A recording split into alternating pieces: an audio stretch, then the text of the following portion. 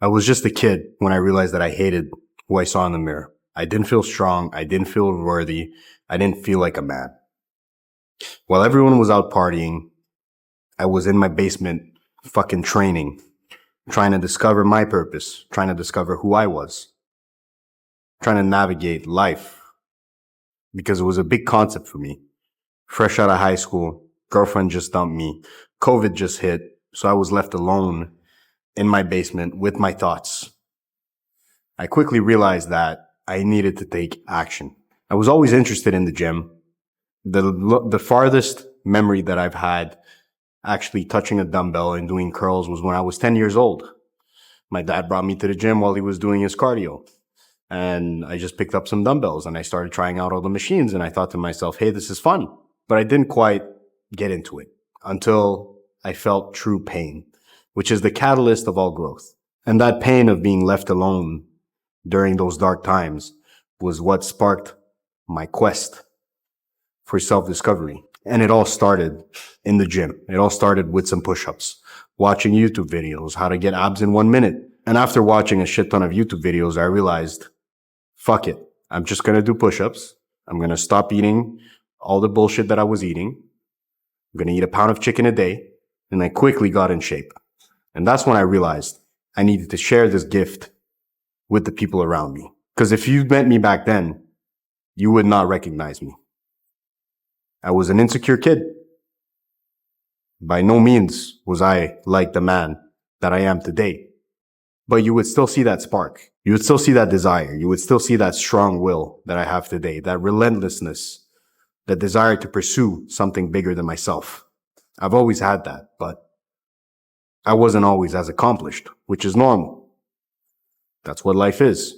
So after getting in shape quickly, I realized that I need to share this with the people around me. So while everyone was out partying, FaceTiming each other, wasting their time, just trying to find connection in a world that was disconnected, I started my first business.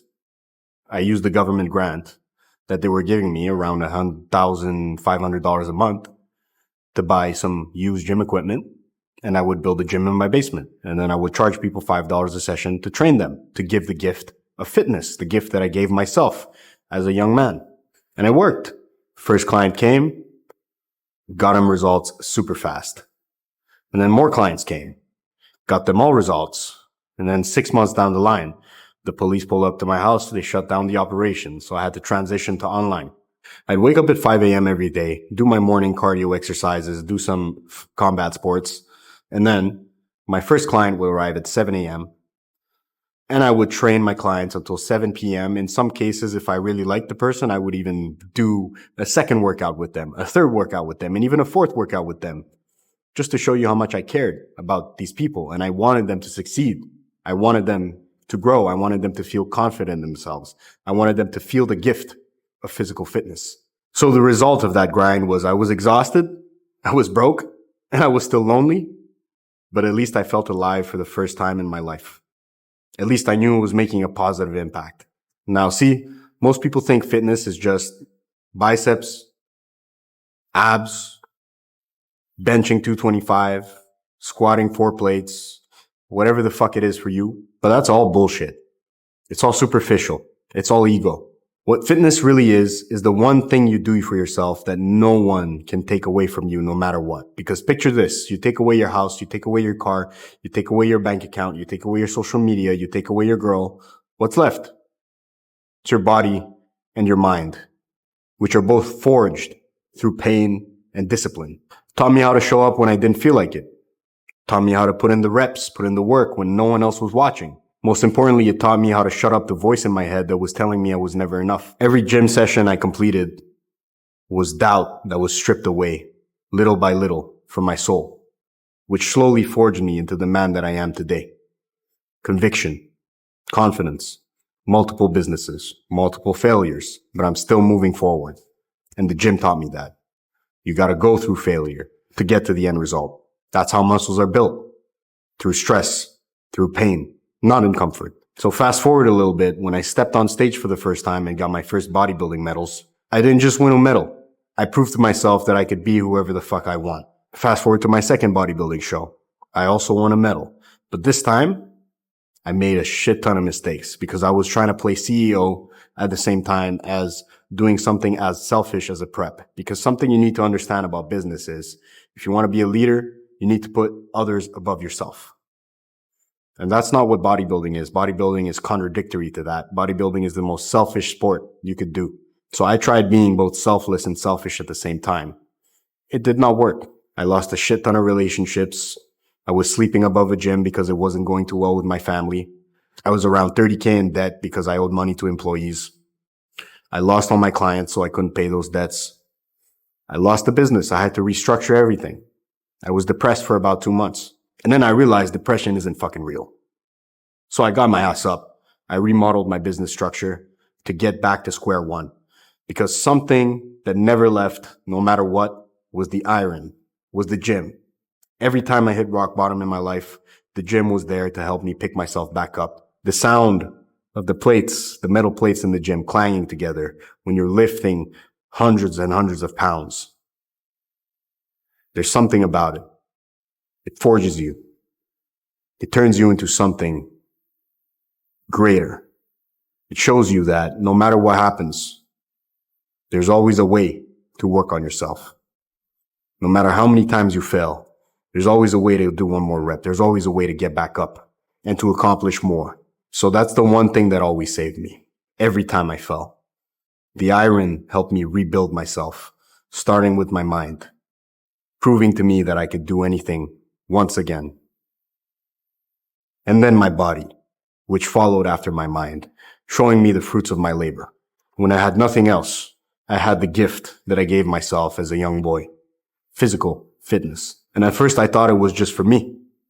And then I remember what happened to the people I trained, how much their lives improved, how much more confidence they had to navigate life's challenges. I watched literal kids go from skinny, insecure, no confidence, to men who could look anyone in the eye and demand whatever they want. I watched moms and dads lose 30 pounds, become leaders, fix their marriages, walk taller, and become an example for their children. So I realized it wasn't about what you look like. It's about that feeling of freedom, that feeling of self-accomplishment. And that's what the gym gives you.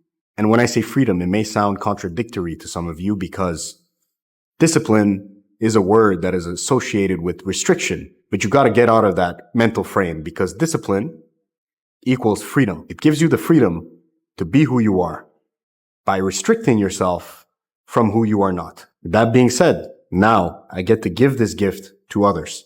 Fast forward to today.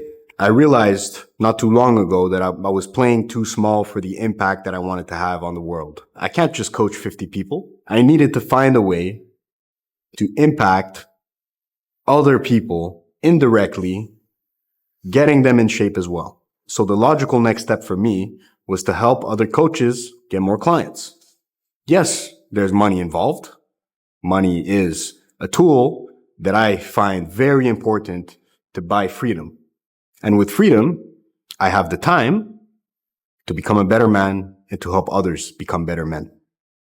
By making videos like these, by responding to my texts, by giving people free workouts, because I don't need the money anymore. So it's all a ripple effect. Started with me, one insecure kid who knew that he was meant for more, helping other insecure kids who also knew they were meant for more. And now it's on another level where I'm helping people who are helping other people. And those people, those individuals that are being helped, those clients, they have an impact on their daily lives, their relationships, their family, their job. They are now leaders in their communities. They're leaders in their circles. People look up to them. And I know that for a fact because that's exactly what happened to me. So why not them? It's the ripple effect of positivity. It's the ripple effect of the greatest gift of all, physical fitness. Because every coach I help build, every system I help them launch, multiplies this gift that I gave to myself as a young kid. Every dollar they make means more lives changed. And that is fundamentally why I do what I do. It's not about making money for the sake of money. Money is a tool to achieve freedom. We all need money, and I want money too, but it's not necessarily about increasing my monthly revenue, seeing a bigger number on my phone. Because if the coaches I help can help someone else achieve the body they want, build their self-confidence, impact their own personal lives and professional lives, and help them unlock the body and the mind they thought they never could. This is the greatest return of investment on earth. So if you ask me what fitness is, it's not a hobby. It's not a side quest. It's the greatest gift you can give yourself and the greatest legacy you can leave for others. And you know what? I'm just fucking getting started because I'm not done.